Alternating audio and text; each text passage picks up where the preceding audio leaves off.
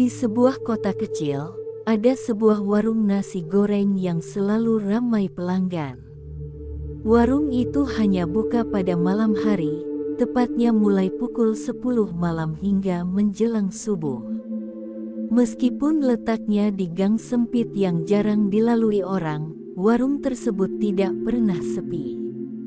Rasa nasi gorengnya dianggap sangat lezat dan berbeda dari tempat lain, membuat siapa saja yang mencobanya pasti ingin kembali lagi. Budi, seorang mahasiswa yang sering begadang karena tugas, mulai penasaran dengan warung itu. Hampir setiap malam ia melihat banyak orang datang, bahkan rela antre panjang demi sepiring nasi goreng. Temannya, Andi, yang sudah beberapa kali makan di sana, terus membujuknya untuk mencoba. "Lu harus coba, Bat. Rasanya beda dari nasi goreng biasa. Pokoknya nagih banget," kata Andi dengan penuh semangat. Malam itu, karena lapar dan penasaran, Budi akhirnya setuju untuk pergi bersama Andi ke warung tersebut. Saat mereka tiba, warung itu sudah dipenuhi pelanggan. Lampu redup menerangi tempat itu, menciptakan suasana yang agak suram. Sang penjual, seorang pria tua dengan wajah tirus dan mata cekung, tampak cekatan mengolah pesanan di wajan besar. Asap mengepul, membawa aroma yang sangat menggoda. Budi memperhatikan sesuatu yang aneh. Di belakang warung, ada satu ruangan kecil dengan tirai lusuh yang tertutup rapat. Sesekali, pria tua itu masuk ke sana sebentar lalu keluar dengan sesuatu yang dibungkus kain. Namun, tak seorang pun pelanggan tampak peduli dengan hal itu. Saat pesanan mereka datang, Budi melihat nasi gorengnya berwarna agak lebih gelap dari biasanya. Namun, karena lapar, ia mulai menyantapnya. Satu suapan saja, ia langsung mengerti mengapa banyak orang ketagihan. Rasanya gurih, lezat, dan memiliki aroma khas yang sulit dijelaskan. Namun, ketika ia hendak mengambil potongan daging yang ada di dalamnya, ia merasa ada sesuatu yang aneh. Daging itu memiliki serat yang berbeda dari ayam atau sapi. Saat ia memperhatikannya lebih dekat, perutnya mendadak terasa mual. Potongan daging itu berbentuk seperti jari manusia yang telah dipotong. Jantung Budi berdegup kencang. Ia segera menoleh ke arah Andi yang sedang lahap makan. Ia ingin memastikan apakah ia salah lihat atau tidak. Namun, sebelum ia bisa berbicara, tiba-tiba pria tua penjual nasi goreng menatapnya tajam dengan senyum aneh di wajahnya. "Ada yang salah, Nak?" tanya pria tua itu dengan suara serak, seolah mengetahui bahwa Budi telah menyadari sesuatu yang tidak seharusnya ia ketahui. Budi merasa keringat dingin mengalir di pelipisnya. Ia ingin segera pergi dari tempat itu, tetapi kakinya terasa berat. Matanya kembali tertuju pada tirai lusuh di belakang warung. Saat itu juga, ia melihat sesuatu yang membuatnya hampir kehilangan akal sehat. Tangan manusia menjulur keluar dari balik tirai itu, seolah-olah ada seseorang yang meminta pertolongan. Budi menelan ludah. Keringat dingin membasahi punggungnya saat ia melihat tangan pucat yang menjulur dari balik tirai lusuh itu. Jari-jarinya bergerak perlahan, seolah meminta pertolongan. Namun, anehnya, tak seorang pun di warung itu tampak menyadari hal tersebut. Andi yang duduk di sebelahnya masih asyik menyantap nasi goreng tanpa menyadari ketegangan yang dirasakan Budi. Dengan tangan gemetar, Budi menarik lengan Andi. "Endre, lu lihat itu," bisiknya, matanya tak lepas dari tirai. Andi mengernyit, menoleh sekilas ke arah yang ditunjukkan Budi. Namun, tak ada reaksi dari wajahnya. Ia hanya tertawa kecil. "Lihat apa? Jangan halu, Bat. Makan aja, enak kan?" katanya sambil terus menyuap nasi gorengnya. Budi menatap kembali ke tirai. Seketika, tangan itu menghilang. Seolah-olah pemiliknya tahu bahwa Budi telah menyadarinya. Jantung Budi berdetak semakin kencang. Apakah ia hanya berhalusinasi? Namun, sebelum ia bisa berpikir lebih jauh, pria tua penjual nasi goreng itu kembali mendekat. Kali ini, ekspresinya lebih dingin. "Ada yang salah dengan makanan saya, Nak." Suaranya terdengar datar, tapi tatapannya menusuk. Budi langsung menggeleng cepat. Ia tahu, jika ia menunjukkan rasa takut, bisa saja pria itu curiga. "Enggak, Pak. Saya cuma kurang enak badan. Saya pulang duluan ya, Andre." Tanpa menunggu jawaban Andi, Budi bangkit dari duduknya dan melangkah pergi. Namun, saat melewati area belakang warung, ia sengaja berjalan lebih lambat. Ada dorongan kuat dalam dirinya untuk mengetahui apa yang sebenarnya ada di balik tirai itu. Saat pria tua itu sibuk dengan pelanggan lain, Budi memberanikan diri mengintip sedikit. Namun, yang ia lihat membuat tubuhnya langsung membeku. Di dalam ruangan kecil itu, terlihat beberapa tubuh tergantung tanpa kepala. Daging mereka telah dipotong-potong, sebagian masih meneteskan darah segar.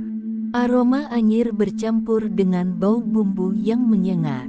Budi ingin berteriak, tetapi suaranya tercekat di tenggorokan. Saat itu juga, ia merasakan napas hangat di belakang lehernya. "Jangan pernah ikut campur, Nak." Suara serak itu bergema di telinganya. Budi menoleh perlahan. Sosok pria tua itu sudah berdiri di belakangnya, wajahnya lebih menyeramkan dalam cahaya redup. Tanpa berpikir panjang, Budi langsung berlari sekuat tenaga, meninggalkan warung nasi goreng itu tanpa menoleh ke belakang. Namun, ketika ia sampai di kos dan mencoba menenangkan diri, ponselnya berdering. Nomor tak dikenal muncul di layar. Dengan tangan gemetar, ia mengangkatnya. Dari seberang telepon, terdengar suara lirih. "Tolong aku masih hidup, mereka akan mengambil dagingku malam ini." Budi langsung terduduk lemas. Itu adalah suara seseorang yang ada di balik tirai tadi. Budi merasakan bulu kuduknya berdiri. Suara di seberang telepon terdengar lemah, seperti seseorang yang kehabisan tenaga. "Tolong aku, mereka akan mengambil dagingku malam ini." Suara itu semakin pelan, nyaris seperti bisikan. "Siapa ini?" tanya Budi panik. Namun, tak ada jawaban. Hanya suara napas tersengal yang terdengar sebelum akhirnya telepon terputus. Budi menatap layar ponselnya, mencoba menelepon balik. Tapi yang terdengar hanya suara operator, "Nomor yang Anda tuju tidak dapat dihubungi." Pikiran Budi kacau. Ia yakin suara itu berasal dari seseorang di balik tirai warung nasi goreng tadi. Apakah orang itu benar-benar masih hidup? Jika iya, siapa sebenarnya mereka yang mengelola warung itu? Di tengah kebingungannya, ponselnya kembali berdering. Kali ini dari Andi. "Bat, lu kenapa sih tadi buru-buru? Perut gue sakit banget, men. Lu ngerasain yang sama nggak?" Budi terdiam sejenak. Perut sakit. Ia memang merasa mual setelah melihat isi di balik tirai itu, tapi bukan karena nasi gorengnya. "Sakit gimana, Andre?" tanyanya, mulai curiga. Kayak ada yang nusuk-nusuk dari dalam. "Anjir, Sakit banget, terdengar suara Andi mengerang kesakitan. Namun, tak lama kemudian, panggilannya terputus secara mendadak. Budi mencoba menelepon balik, tapi tak diangkat. Ia mulai merasa ada sesuatu yang sangat salah. Tanpa pikir panjang, Budi keluar dari kosnya dan bergegas menuju kos Andi yang hanya berjarak beberapa blok dari tempatnya. Saat tiba di depan kamar Andi, pintunya sedikit terbuka. Cahaya lampu remang-remang terlihat dari dalam. "Andre," panggil Budi sambil mendorong pintu. Dan saat ia melihat ke dalam, tubuhnya langsung lemas. Andi terbaring di lantai, menggeliat kesakitan sambil mencakar-cakar perutnya sendiri. Dari sela-sela jari tangannya, darah merembes keluar. Yang lebih mengerikan, sesuatu seperti potongan daging menggeliat di dalam perutnya, seolah sedang berusaha keluar. Mata Andi melotot ketakutan, mulutnya terbuka tanpa suara, hanya mengeluarkan napas tersengal. Tiba-tiba, terdengar suara langkah kaki dari luar kamar. Budi menoleh dan melihat pria tua penjual nasi goreng itu berdiri di ambang pintu dengan senyum mengerikan. "Kamu seharusnya tidak kembali, Nak." Budi terpaku di tempatnya. Pria tua penjual nasi goreng itu berdiri di ambang pintu, menatapnya dengan senyum dingin yang mengerikan. Di lantai, Andi terus menggeliat kesakitan, tangannya mencakar-cakar perutnya sendiri. Sesuatu di dalam perutnya bergerak liar, seperti ada makhluk hidup yang ingin keluar dari sana. "Apa yang terjadi sama Andi? Apa yang kalian lakukan?" teriak Budi, suaranya bergetar antara marah dan ketakutan. Pria tua itu berjalan perlahan ke arah Budi, tatapannya tetap tajam. "Kamu terlalu banyak tahu, Nak," suaranya dalam dan serak. Budi melangkah mundur, tapi tubuhnya terasa kaku. Ia ingin lari, tapi sesuatu dalam dirinya seperti menahannya di tempat. Tiba-tiba, dari perut Andi yang sudah berlumuran darah, muncul sesuatu yang membuat Budi hampir kehilangan akal sehatnya. Sebuah tangan, ya, tangan manusia yang sudah membusuk mencuat keluar dari perut Andi, mencengkeram udara seakan mencoba keluar sepenuhnya. Mata Andi membelalak lebar, mulutnya terbuka, tapi hanya suara lenguhan yang keluar. Darah bercampur lendir mengalir deras dari luka koyakan di perutnya. Budi menjerit dan tersungkur ke belakang. Sementara itu, pria tua itu tetap tersenyum. "Daging yang kami gunakan bukan sembarang daging," katanya santai. Budi ingin muntah. Tubuhnya gemetar hebat. Ia tahu nasi goreng itu aneh, tapi ia tidak pernah membayangkan sesuatu seperti ini. Tangan yang keluar dari perut Andi mulai merangkak keluar lebih jauh. Sosok mengerikan dengan tubuh membusuk, tanpa mata, merangkak keluar dari dalam tubuh Andi. Bau anyir dan busuk menyengat memenuhi ruangan. Andi kejang hebat, lalu tubuhnya terkulai lemas. Tidak bernyawa. Sosok mengerikan itu menoleh ke arah Budi, lalu tersenyum dengan bibir robeknya. Budi berusaha bangkit, tapi tubuhnya masih gemetar. Pria tua itu terkekeh pelan. "Kamu pasti penasaran kenapa nasi goreng kami begitu lezat, bukan?" katanya sambil melangkah mendekati Budi. "Karena mereka yang memakannya akan menjadi bagian dari kami."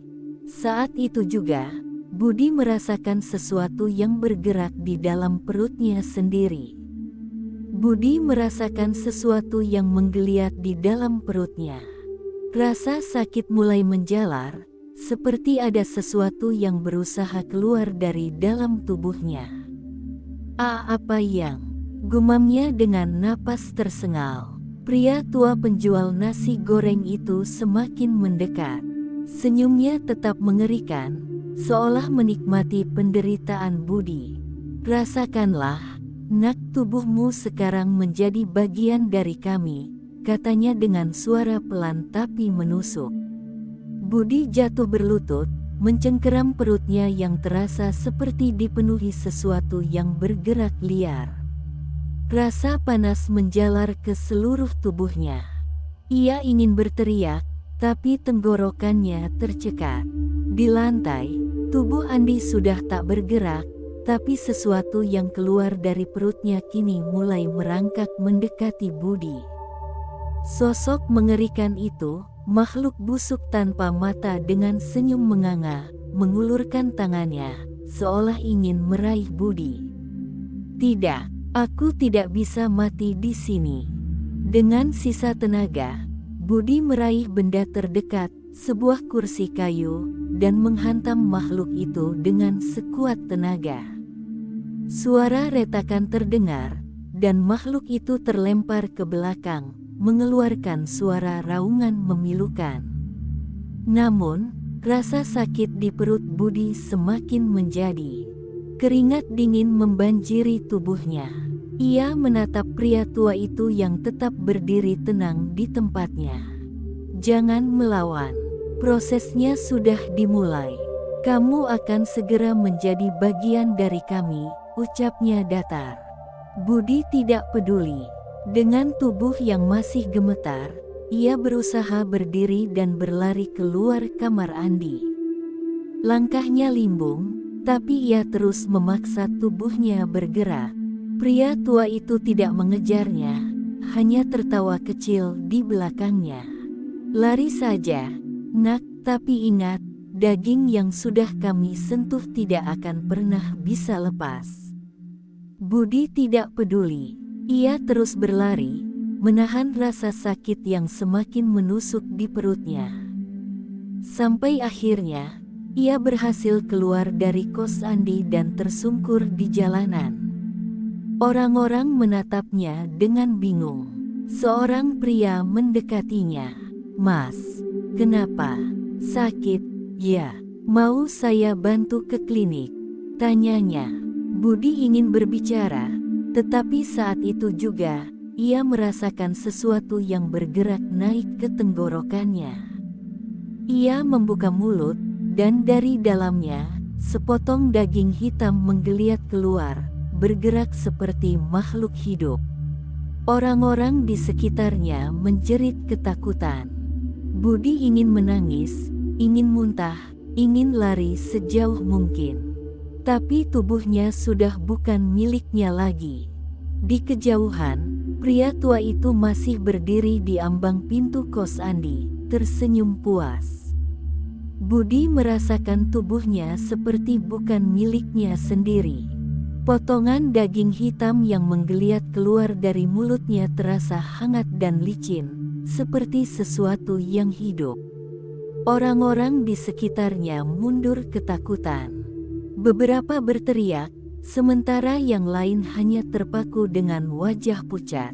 Seorang pria berusaha membantu Budi berdiri.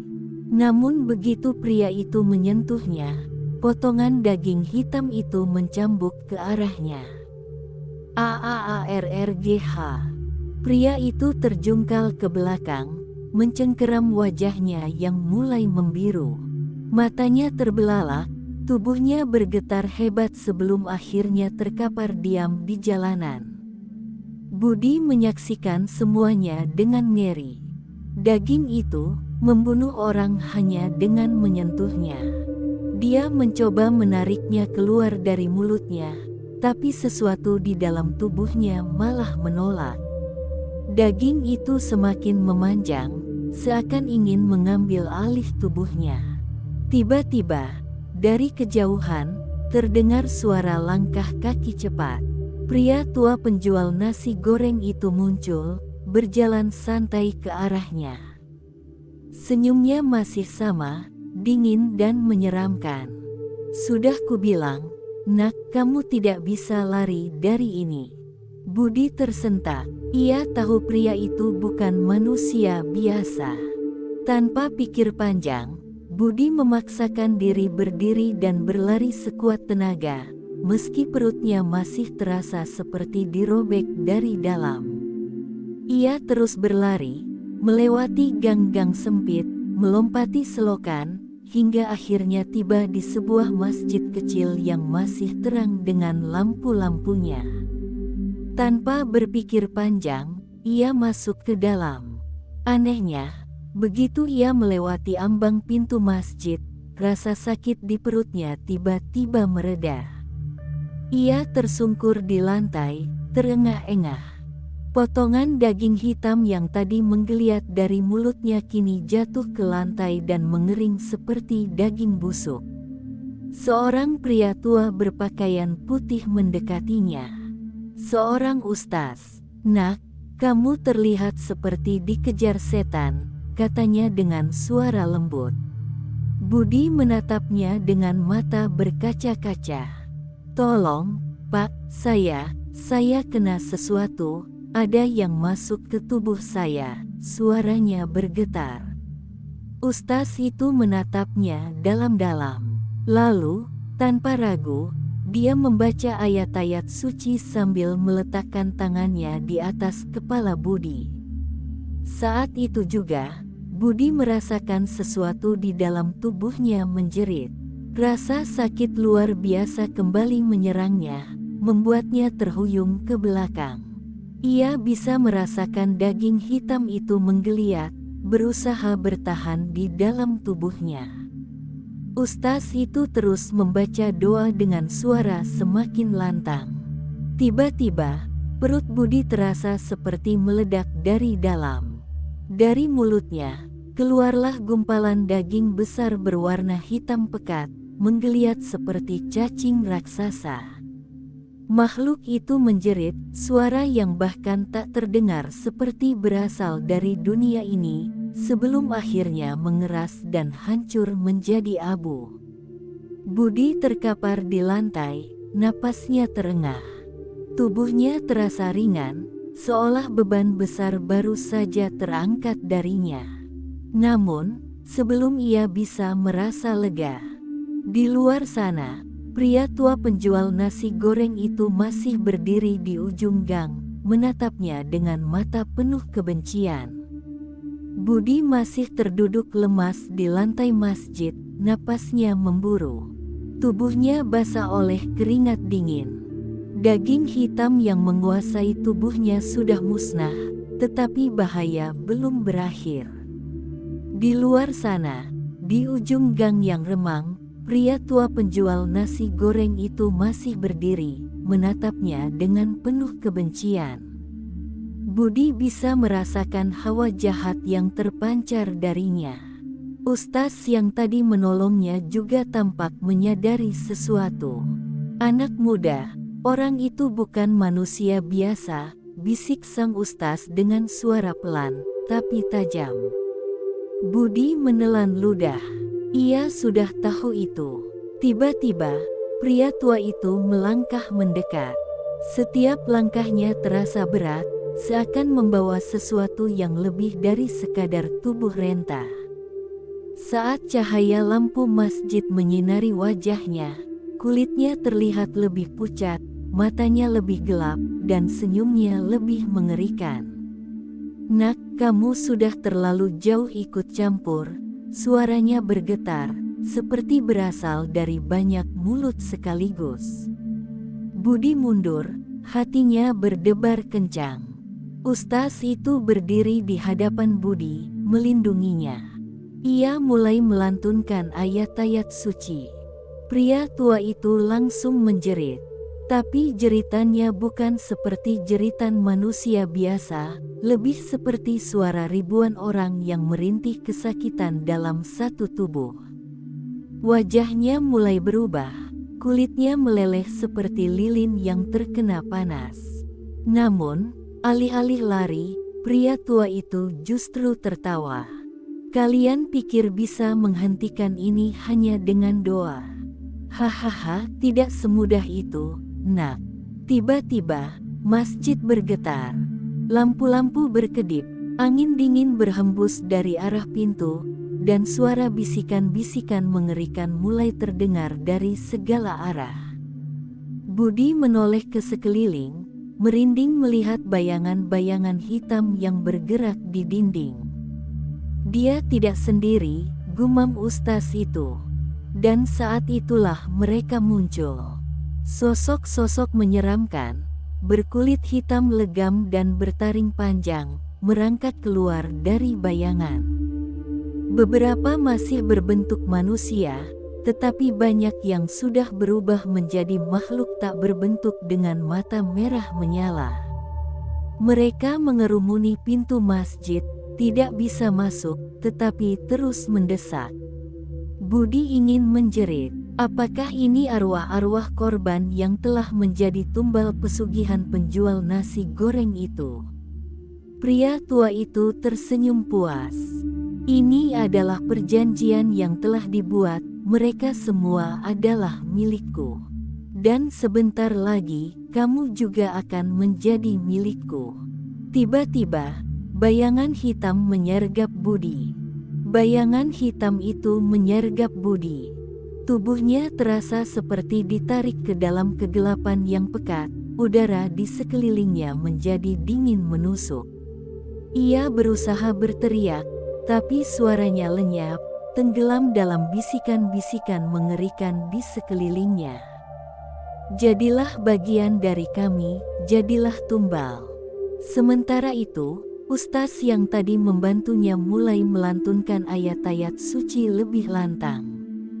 Cahaya mulai muncul dari tubuhnya, memancar seperti perisai yang melindungi mereka. Pria tua penjual nasi goreng itu mengerang kesakitan. Kulitnya mulai retak, dari celah-celah tubuhnya yang hancur, keluar tangan-tangan hitam yang bergerak seakan ingin melarikan diri. Tidak, kalian tidak boleh lepas dari aku. Ustaz terus membaca doa, suaranya semakin kuat. Cahaya dari tubuhnya membesar, mengusir bayangan-bayangan hitam yang mengepung Budi. Dan saat itu juga, tubuh pria tua itu meledak menjadi asap hitam. Budi jatuh tersungkur, terengah-engah. Ia bisa merasakan tubuhnya kembali normal. Tidak ada lagi daging hitam yang menggeliat di dalamnya. Semua bayangan yang tadi mengerikan perlahan menghilang. Hanya menyisakan sunyi. Budi menoleh ke sekeliling. Pria tua itu telah lenyap. Ustaz itu menepuk pundaknya, tersenyum. Sudah selesai, nak. Dia sudah dihancurkan. Semua yang telah menjadi korbannya, kini bebas. Budi masih sulit mempercayai apa yang baru saja terjadi. Apakah ini benar-benar berakhir? Ia berdiri dan melangkah keluar dari masjid. Udara malam terasa lebih segar, tidak lagi dingin dan mencekam seperti sebelumnya. Namun, saat ia menatap jalanan yang kosong, bau nasi goreng yang khas kembali tercium samar-samar. Budi membeku. Di kejauhan, di bawah lampu jalan yang redup, gerobak nasi goreng itu masih ada. Bahkan lebih mengerikan lagi, di balik gerobak itu, terdapat sosok pria tua yang tampak persis seperti sebelumnya. Ia menatap Budi, dan tersenyum.